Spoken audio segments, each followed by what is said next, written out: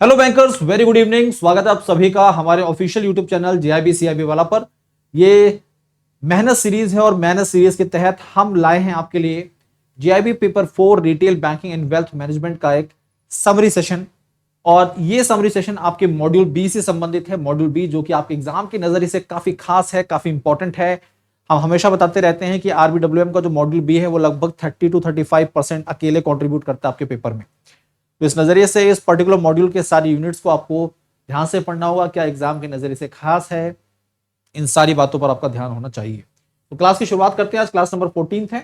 कल एक technical issue के कारण आपको क्लास नहीं मिल पाई थी, उसमें वॉइस इशू था, तो इस कारण से क्लास को दोबारा आपके लिए यहाँ पर रिकॉर्ड किया गया।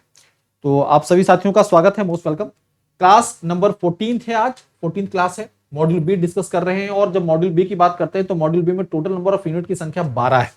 सबसे लेंदी मॉड्यूल है आपका आरबीडब्ल्यूएम पेपर का।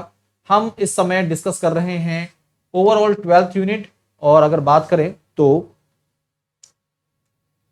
8वीं यूनिट है ये मॉड्यूल बी की, डिजिटाइजेशन ऑफ रिटेल बैंकिंग। देखिए आजकल अगर हम बात करें आजकल की रिटेल बैंकिंग की बात करें तो retail banking without technology, technology को हटा दीजिए तो रिटेल बैंकिंग इज नथिंग। तो हम बोल सकते हैं कि रिटेल बैंकिंग और टेक्नोलॉजी ये एक दूसरे से जुड़े हुए हैं, इंटर रिलेटेड है। आप इनको अलग नहीं कर सकते, ठीक है। तो ये इनसेपरेबल बोल सकते हैं आप इनको, ठीक है, सेपरेट नहीं कर सकते। तो जब हम बात करते हैं डिजिटाइजेशन की, कि रिटेल बैंकिंग का डिजिटाइजेशन कैसे हुआ, कब इसकी जरूरत पड़ी, और कब हमें लगा कि हमें इंटरनेशनल स्टैंडर्ड्स पर एक ऐसी एपेक्स बॉडी की रिक्वायरमेंट है जो कि देश की रिटेल बैंकिंग, देश के फाइनेंशियल सेक्टर में डिजिटलाइजेशन के साथ साथ में टेक्नोलॉजिकल ट्रांसफॉर्मेशन कर सके। ये बातें हैं 1994 की, 1994 की, जब देश के central bank, reserve Bank of India के द्वारा एक कमिटी का फॉर्मेशन किया गया, और उस कमिटी के द्वारा रिकमेंडेशन दी गई कि हमें एक ऐसी एपेक्स बॉडी की रिक्वायरमेंट है जो इस क्षेत्र में काम कर सके। तो आज का session module B class 14, digitisation of retail banking. और जिस कमेटी की मैं चर्चा कर रहा हूं, जिस इंस्टीट्यूशन की मैं बात कर रहा हूं, वो इंस्टीट्यूशन बहुत ही खास है, एग्जाम में क्वेश्चंस बनाता है। इसके बारे में आप सभी साथियों को जानकारी होनी जरूरी है। हम बात कर रहे हैं यहां पर आईडीआर बीटी की। किसकी बात कर रहे हैं? आईडीआर बीटी की बात कर रहे हैं। और सबसे पहले आपको यह जानना जरूरी है कि इस पर्टिकुलर इंस्टीट्यूशन की एस्टैब्लिशमेंट की कहानी क्या है, इसके पीछे कौन सी कमिटी है, किस कमिटी का रिकमेंडेशन है, उस कमेटी का नाम पता होना चाहिए। अगर आप एग्जाम के पॉइंट ऑफ व्यू से चीजों को पढ़ें तो ये सारी बातें आपको जानकारी होनी चाहिए, ठीक है। तो देखिए, reserve Bank of India RBI के द्वारा एक कमेटी का गठन किया गया, और उस कमेटी को नाम दिया गया technology upgradation in the payment system. अब बैंकिंग क्या है? बैंकिंग सेक्टर, रिटेल बैंकिंग की बात करें तो वो रेमिटेंस फैसिलिटी प्रोवाइड कर रही थी ब्रांच बैंकिंग के माध्यम से। अब हमें अपने इस बैंकिंग पद्धति को बदलने की जरूरत थी, तो डिजिटाइजेशन जरूरी था, टेक्नोलॉजिकल अपग्रेडेशन जरूरी थी पेमेंट सिस्टम के अंतर्गत। तो रिजर्व बैंक ऑफ इंडिया को इन सब चीजों की जब रिक्वायरमेंट लगी तो उन्होंने एक कमिटी का गठन किया गया, technology upgradation in the payment system, ठीक है। और इस पर्टिकुलर कमिटी को गठित किया गया 1994 में, 1994 में। इसके जो चेयरमैन जो नियुक्त किए गए, उनका नाम था डब्ल्यू एस सराफ साहब, और ये उस समय रिजर्व बैंक ऑफ इंडिया में ईडी के पद पे थे। तो सरल भाषा में आपकी जानकारी के लिए यहां पर जो जानकारी इकट्ठी की गई कि भाई आरबीआई के द्वारा, रिजर्व बैंक ऑफ इंडिया के द्वारा 1994 में, 1994 में एक कमिटी का फॉर्मेशन किया गया, और उस कमिटी का नाम क्या था? टेक्नोलॉजिकल अपग्रेडेशन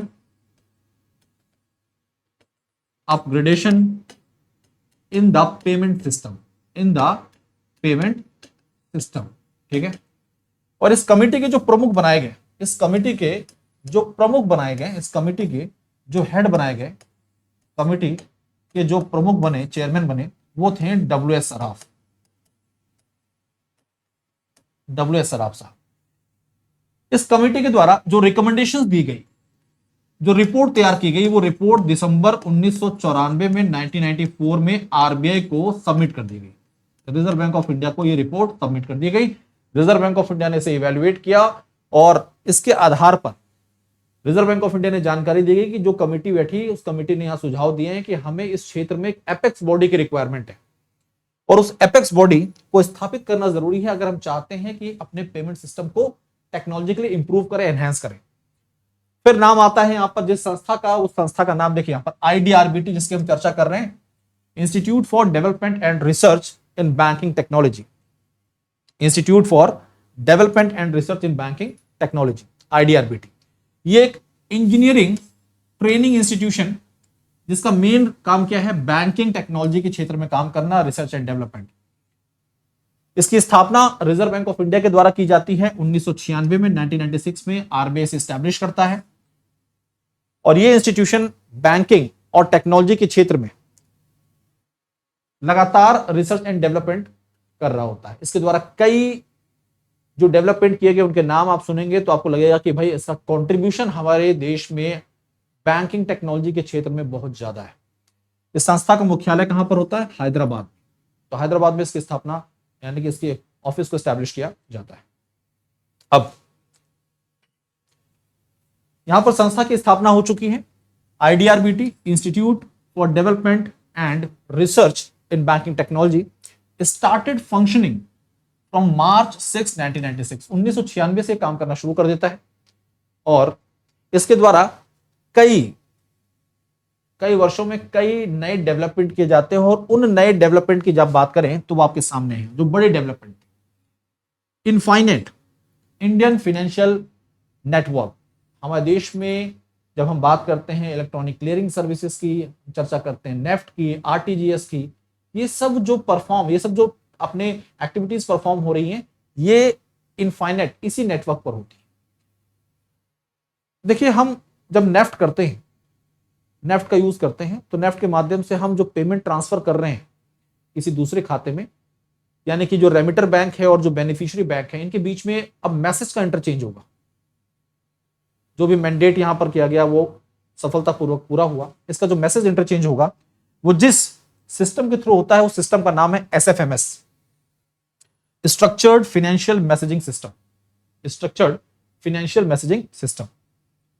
अब देश में जब ATM की शुरुआत हो गई, अब कस्टमर जो है वो अपने ही बैंक के ATM से अगर पैसा निकालने की सोच ले तो कई बार आसपास के क्षेत्र में 3 से 4-5 किलोमीटर में भी उसे अपना ATM नहीं मिलता।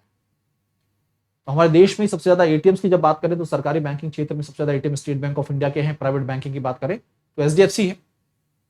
लेकिन अगर किसी दूसरे बैंक का मैं कस्टमर हूं और मेरा बैंक का ATM मेरे आसपास नहीं है तो मुझे किसी भी ATM का इस्तेमाल करना होता है अपने ट्रांजैक्शंस के लिए।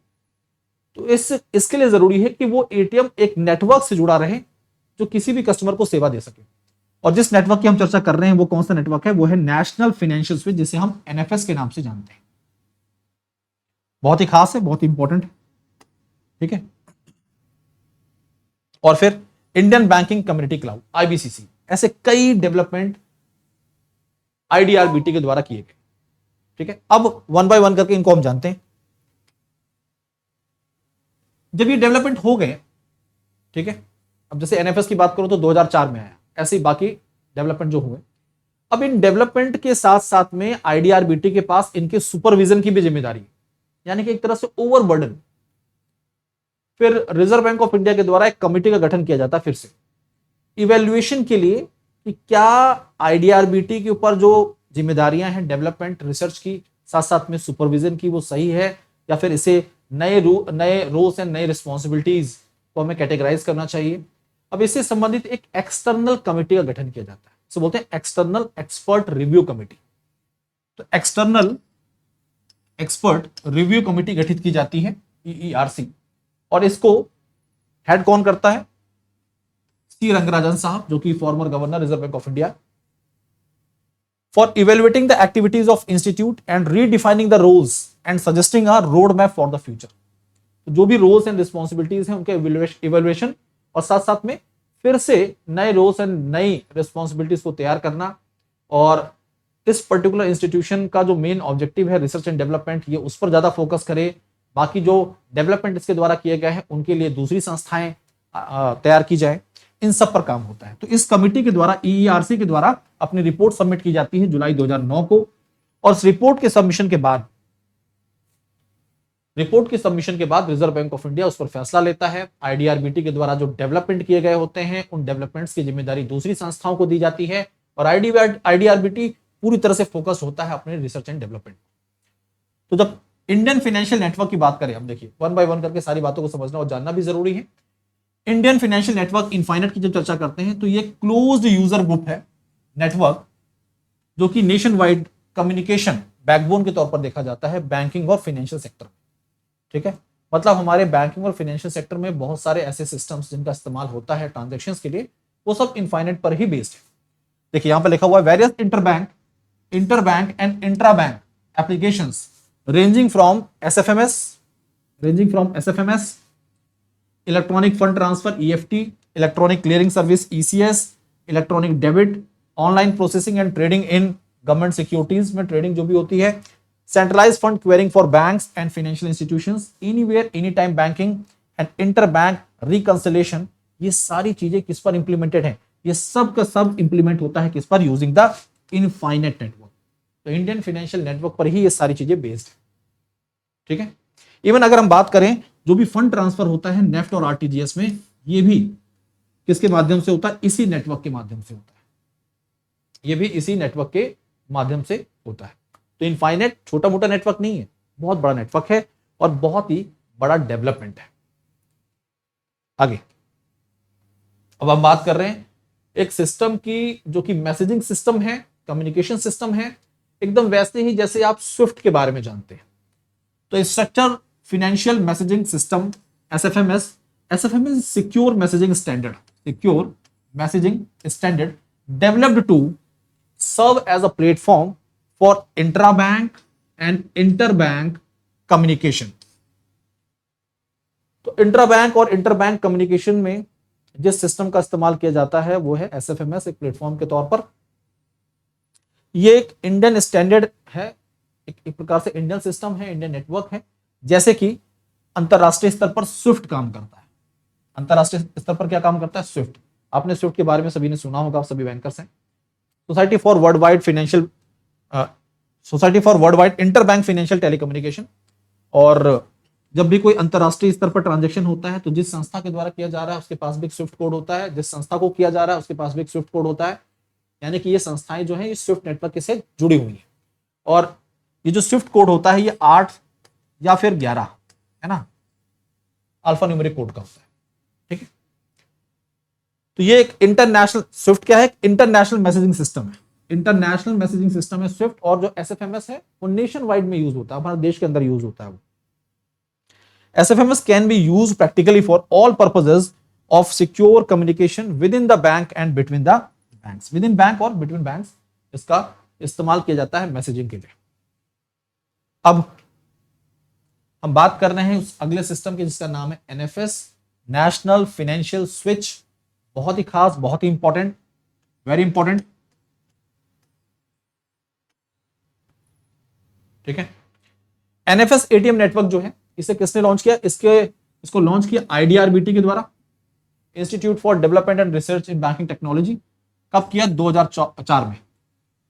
अब जैसे कि मैंने आपको बताया कि आईडीआरबीटी के पास बहुत सारी रिस्पॉन्सिबिलिटीज हैं। तो जब ईईआरसी का गठन किया गया, एक्सटर्नल एक्सपर्ट रिव्यू कमेटी, उसके रिकमेंडेशन के आधार पर ये जो डेवलपमेंट्स हैं, डेवलपमेंट्स को डिफरेंट इंस्टीट्यूशन की सुपुर्द कर दिया गया कि आपकी जिम्मेदारी से आप मैनेज करें।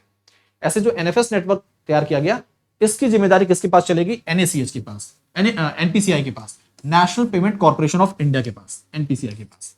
ठीक है, एनपीसीआई जो कि देश में क्या किस तरह से काम करता है? देश में ये काम करता है रिटेल पेमेंट रेगुलेटर के तौर पर।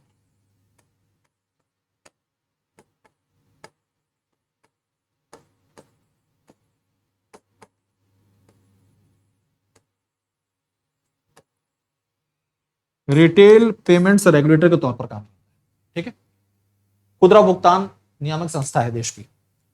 जितना भी रिटेल पेमेंट होता है और सेटलमेंट होता है ये इसी के अंतर्गत होता है। ठीक है, एनपीसीआई मैनेज करती है किसको? एनपीसीआई मैनेज करती है क्या? मैनेज करती है किसको? एनएफएस नेटवर्क, एनएफएस को मैनेज करती है। अब ये एनएफएस है क्या? एनएफएस क्या है? ठीक है, तो सबसे पहले एनएफएस नेटवर्क को समझ लीजिए फटाफट। तो देखिए ये एक तरह से एक सिटी है, समझ लीजिए, ठीक है, देश मान लीजिए हमारा देश ही है। अब एटीएम्स, ये क्या है, ATMs, these are the ATMs, ठीक है।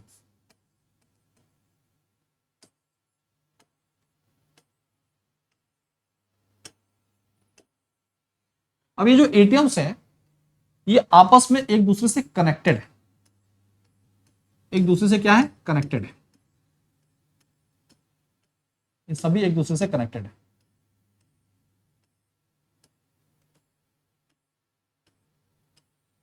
ठीक है, एक दूसरे से क्या है, ये कनेक्टेड है, ठीक है। ये जिस सिस्टम के थ्रू कनेक्टेड है आपस में, जिस नेटवर्क के थ्रू कनेक्टेड है, उस नेटवर्क का नाम क्या है, एनएफएस। ये एनएफएस नेटवर्क है। अब भाई हर बैंक, हर फाइनेंशियल इंस्टीट्यूशन ये चाहेगा कि जो उसका कस्टमर है उसे फाइनेंशियल सर्विस अच्छी मिले, तो वो क्या करेगा, वो एनएफएस के साथ, इस नेटवर्क के साथ जुड़ेगा, इसका सब्सक्रिप्शन लेगा एक तरह से, जैसे आप लोग ओटीटी का सब्सक्रिप्शन लेते हैं ना, सेम वैसे ही। लेकिन इस सब्सक्रिप्शन के लिए फी जमा करनी पड़ती है, वैसे जो बैंक या फाइनेंशियल इंस्टीट्यूशन है वो इसको फी जमा करेगा, तो वन टाइम फी 3 लाख की है। अब एनएफएस ने क्या किया, एनएफएस जो है इसे कौन मैनेज कर रहा है, इसे मैनेज कर रहा है एनपीसीआई। तो इसने बोला कि हम ये सारी जिम्मेदारी अपने सर पर नहीं लेते, हम एक काम करते हैं, कुछ स्पॉन्सर बैंक, कुछ स्पॉन्सर बैंक्स तैयार करते हैं। ये स्पॉन्सर बैंक जो है इनकी जो सब्सक्रिप्शन फी होगी वो 6 लाख है, वन टाइम फी। और ये स्पॉन्सर बैंक बाकी जो मेंबर्स होते हैं उनको मेंबरशिप देते हैं। तो जो बैंक्स हैं, फाइनेंशियल इंस्टीट्यूशंस हैं, ठीक है जी, वाइट लेवल एटीएम्स हैं, ये सब जो संस्थाएं हैं, ठीक है, ये सब इनके साथ स्पॉन्सर बैंक से जुड़ती है और फिर एनएफएस के फायदा, एनएफएस का लाभ उठाती है, एनएफएस जो सेवा दे रहा है उसको सेवा का लाभ उठाती है, ठीक है। तो इससे क्या होता है कि जो बैंक या फाइनेंशियल इंस्टीट्यूशंस हैं, इनके जो कस्टमर्स हैं उनको वो लाभ मिलेगा कि भाई उनका एटीएम आसपास नहीं, वो किसी भी दूसरे एटीएम में जाकर ट्रांजेक्शन कर सकते हैं। तो ये तो होता है कि अगर मेरा भाई, मैं सेंट्रल बैंक ऑफ इंडिया का कस्टमर हूं और मेरे near by central bank of India का एटीएम नहीं है, तो मैं बैंक ऑफ बड़ौदा में चले जाऊंगा, मैं एचडीएफसी में चले जाऊंगा, मैं किसी भी बैंक के एटीएम में घुसकर पैसा निकाल लूंगा, ट्रांजेक्शन कर लूंगा। अब वो बात अलग है कि भाई अदर बैंक एटीएम की एक गाइडलाइन होती है कि आप इतने ही फ्री ट्रांजेक्शन कर सकते हैं, अपने बैंक से आपके पास 5 टाइम्स फ्री होता है अगर आप नॉन मेट्रो में हैं, और दूसरे बैंक से भी यही क्राइटेरिया है, ठीक है। लेकिन अब कुछ सोचिए कि एक कस्टमर जो कि सेंट्रल बैंक ऑफ इंडिया का है, सीबीआई का customer, CBI central bank of India का कस्टमर है, और ये जा रहा है जिस एटीएम से पैसा ट्रांजैक्शन कर रहा है वो बैंक ऑफ बड़ौदा का है, तो सेवा किसकी ले रहा है, बैंक ऑफ बड़ौदा की ले रहा है, लेकिन है कस्टमर किसका, सेंट्रल बैंक ऑफ इंडिया का है। तो सेंट्रल बैंक ऑफ इंडिया को इसके बदले बैंक ऑफ बड़ौदा को क्या करना पड़ता है, इंटरचेंज फी देनी होती है। क्या देना होता है, इंटरचेंज फी देनी होती है। अगर ये कस्टमर फाइनेंशियल ट्रांजैक्शन कर रहा है तो वो इंटरचेंज फी अलग होती है, अगर ये नॉन फाइनेंशियल ट्रांजैक्शन कर रहा है तो उसका फी अलग होता है, उसका फी क्या होता है, अलग होता है। अगर फाइनेंशियल ट्रांजैक्शन कर रहा है तो फी कितनी है, 19 रुपीज है, और नॉन फाइनेंशियल ट्रांजैक्शन कर रहा है तो इंटरचेंज फी कितनी है, 7 रुपया है। और ये जो नई फी आप देख रहे हैं ये कब से लागू हुई है, ये 1 मई 2025 से इफेक्ट में आई है, और किसके द्वारा, रिजर्व बैंक ऑफ इंडिया और एनपीसीआई के द्वारा इसकी जानकारी दी गई, ठीक है। तो एनएफएस कैसे काम करता है ये आपको समझ आया, स्पॉन्सर बैंक, मेंबर बैंक क्या होते हैं ये आपको समझ आया। अगर कोई दूसरे बैंक का कस्टमर किसी दूसरे बैंक का एटीएम यूज कर रहा है तो वहां पर इंटरचेंज फी जो दी जाती है वो कितनी कितनी दी जाती है, ठीक है। तो ये देखिए, the current interchange fee for ATM transactions, for ATM withdrawals in India is 19 rupees for financial transactions and 7 rupees for non-financial transactions after the free limit, free limit के बाद, ठीक है, after the free limit, effective from May 1, 2025, ठीक है, okay.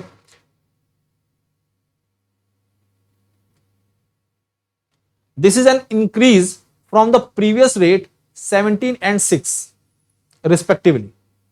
These changes were approved by Reserve Bank of India and National Payment Corporation of India. Not applicable to micro ATM, CDMs, cash deposit transactions और international withdrawals. ठीक है, ये सारी बातें आप सभी की जानकारी के लिए महत्वपूर्ण हैं।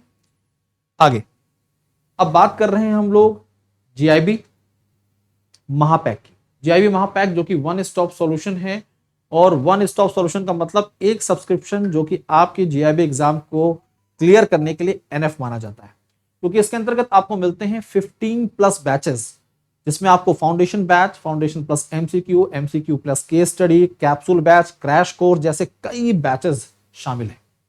ठीक है, तो ये सभी बैचेस का एक्सेस आपको एक ही महापैक के अंतर्गत मिल जाता है। ये 3 वैलिडिटीज में उपलब्ध है। 6 मंथ का सब्सक्रिप्शन जो है ये मात्र 2799 का है, 6 महीने का। 1 ईयर का सब्सक्रिप्शन 3999 का है, और 2 ईयर का सब्सक्रिप्शन 5999 का है। ठीक है, आपको इस महापैक के साथ साथ में आपको डीपीपीज मिलती हैं, मॉड्यूल वाइज क्विजेस मिलते हैं, मॉक टेस्ट मिलते हैं, डाउट सॉल्विंग सेशंस मिलते हैं।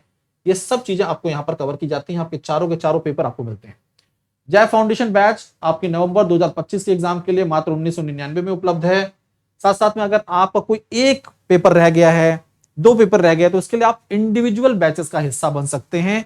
मात्र 799 में आपके लिए इंडिविजुअल बैचेस उपलब्ध है। ठीक है साथियों, तो इस तरह से अब बात करते हैं बुक्स की। किसी भी एग्जाम को क्लियर करने के लिए बुक्स बहुत जरूरी है, और जब भी जीआईबी एग्जाम की बात की जाती है तो आपके लिए सबसे इफेक्टिव विद क्वालिटी कंटेंट के साथ जो बुक्स उपलब्ध है मार्केट में, वो है GIB bankers S set of 4 books. इसकी कीमत मात्र 1224 है। चारों के चारों बुक्स आपको मिल जाएंगी, चारों सब्जेक्ट की। या आपको अमेजॉन और फ्लिपकार्ट से आप अवेल कर सकते हैं। इसमें आपको quality content, mind mapping technique के साथ कॉन्सेप्ट क्लियरेंस, साथ साथ में previous year questions, MCQs, case studies, numericals सब मिलता है। और ये इतना अच्छा कंटेंट है, ये बैंकर की पहली पसंद है। ये मेरे शब्द नहीं है, बैंकर्स के, जो भी मैं आपको बात बता रहा हूं। अब बात करते हैं हम लोग टेलीग्राम चैनल की। Telegram channel GIB_CIB by Bhaskar sir, ये टेलीग्राम चैनल, आप इस पर्टिकुलर टेलीग्राम चैनल के साथ जुड़ सकते हैं। अपने जो भी डाउट्स हैं, जो भी क्वेरीज हैं, वो आप रेज कर सकते हैं। आपका अपना चैनल है, तो निसंकोच, बिना किसी हेजिटेशन के, कोई भी शिकायत, कोई भी दिक्कत, कोई भी परेशानी, आप बेफिक्र होकर साझा करिए। तो आज के लिए, अभी के लिए सेशन को यहां पर एंड करते हैं। तब तक के लिए बाय बाय, टेक केयर, पढ़ते रहिए, आगे बढ़ते रहिए। Thank you, wish you all the best.